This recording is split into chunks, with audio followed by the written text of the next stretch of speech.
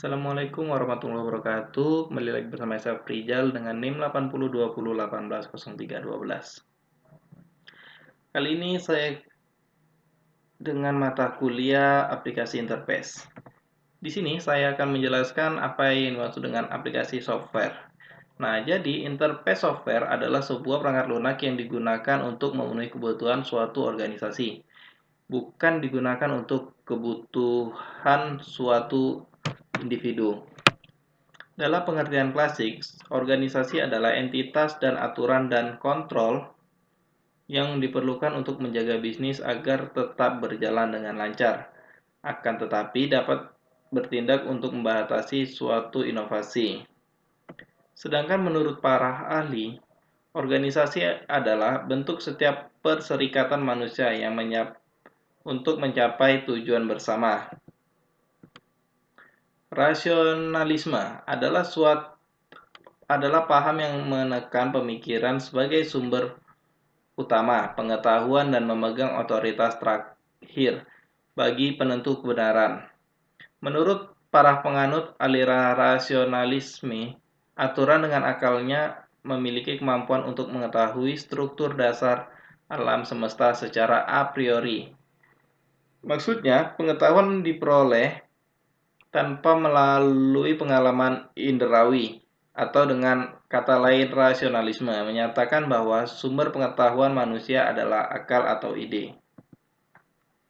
Bila dibaca sepintas, definisi pendek di atas terkesan tidak lengkap, karena tidak menyebutkan bahwa eksplisit tujuan dan hierarki yang menunjukkan watak rasional dan organisasi.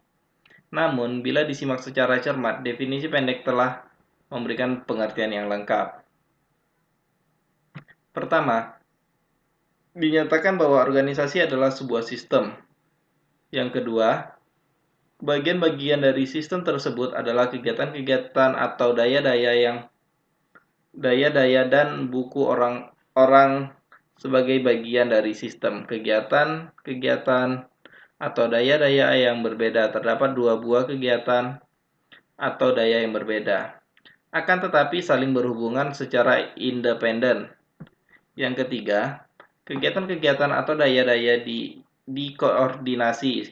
Istilah koordinasi berarti komunikasi yang mengintegrasikan kegiatan-kegiatan yang berbeda menjadi sebuah kerjasama yang mengarahkan kerjasama tersebut pada satu tujuan dan mempunyai implementasi hierarki karena tidak pengintegrasian dan pengarahan hanya dapat dilakukan oleh orang yang mempunyai kedudukan tinggi dalam struktur hierarki.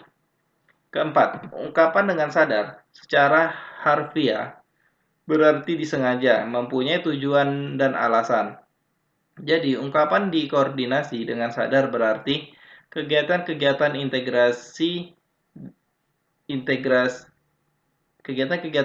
diintegrasikan dan diarahkan pada tujuan melalui komunikasi.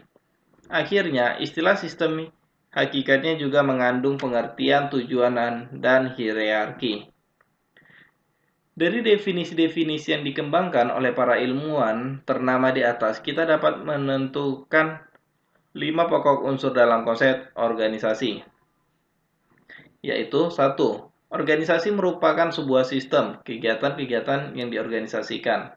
Pengertian sistem menunjukkan bahwa setiap organisasi terdiri dari bagian-bagian yang mempunyai hubungan interdependen, hubungan timbal balik dan saling mempengaruhi dan saling terintegritas terpusat. Yang kedua, organisasi terdiri dari kegiatan-kegiatan ataupun terdiri dari sekelompokan orang. Organisasi sebagai sebuah sistem terdiri dari kegiatan-kegiatan yang berbeda, saling berhubungan secara independen dan terpusat. Nah, yang ketiga yaitu organisasi merupakan sebuah sistem kerjasama yang terarah pada tujuan bersama. Kerjasama pada dasarnya kegiatan-kegiatan berbeda yang terintegrasi dan terarah. Yang keempat, organisasi merupakan sistem kegiatan-kegiatan sejumlah orang yang bekerja sama dan terorganisasi. Istilah koordinasi berarti komunikasi, pemaduan, dan pengarahan kegiatan-kegiatan kerjasama. Yang kelima yaitu organisasi adalah kegiatan-kegiatan kerjasama yang terorganisasi di bawah suatu kewenangan dan kepemimpinan. Nah, kepemimpinan berarti kekuasaan memberikan perintah dan pengarahan yang melekat pada kedudukan hierarki.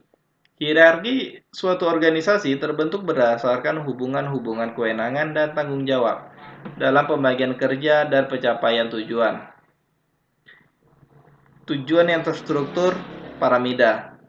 Setiap lapisan kedudukan struktural di lapisan atas mempunyai kewenangan dan tanggung jawab atas segala pelaksanaan kegiatan di lapisan bawahannya yang berlangsung.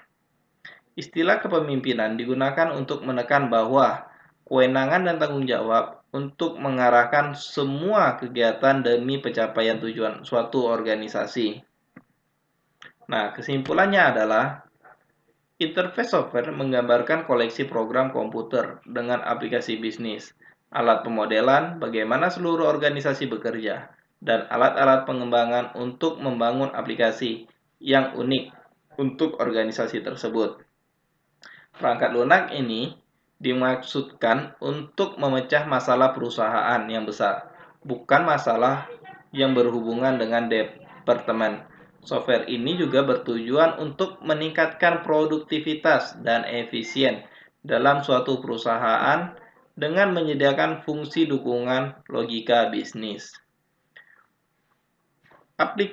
Interface software melakukan fungsi bisnis seperti pemrosesan order, pengandaan, penjadwalan produksi, manajemen informasi pelanggan, manajemen energi, dan akuntansi. Hal ini biasanya dijalankan pada server yang menyediakan layanan secara simultan ke sejumlah besar pengguna, biasanya melalui jaringan komputer. Hal ini berbeda dengan aplikasi single user yang dieksekusi pada komputer pribadi pengguna dan melayani hanya pengguna pada satu waktu. Tipe-tipe interface yaitu yang pertama, perusahaan perangkat lunak dapat dikategorikan berdasarkan fungsi bisnis. Setiap jenis interface software dapat dianggap sebagai sistem karena integrasi dengan proses bisnis perusahaan. Akibatnya, banyak dikategorikan perusahaan perangkat lunak yang tumpang tindih karena interpretasi dari sistem ini. Misalnya, platform bisnis intelijensi atau IBM. Terintegrasi dengan platform analisis prediktif atau yang sering disebut dengan SPSS dan dapat memperoleh data dari paket database-nya. Berikut adalah industri kategori produk standar yang baru-baru ini muncul. Yang pertama yaitu aplikasi akunting, manajemen penagihan, kecerdasan bisnis, manajemen proses bisnis, sistem manajemen muatan, pengolahan hubungan pelanggan, database, perencanaan sumber daya perusahaan, manajemen aset perusahaan, manajemen rantai persediaan, dan backup software.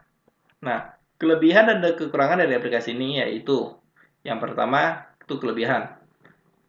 Kelebihannya yang pertama adalah akses informasi antar sistem secara real time, merampingkan proses bisnis dan membantu meningkatkan efisiensi kerja. Yang ketiga, menjaga integritas informasi di beberapa sistem. Yang keempat, kemudahan pembangunan dan pemeliharaan. Yang kelima, membuat organisasi berkembang kesatuan suatu sistem dapat dalam perusahaan.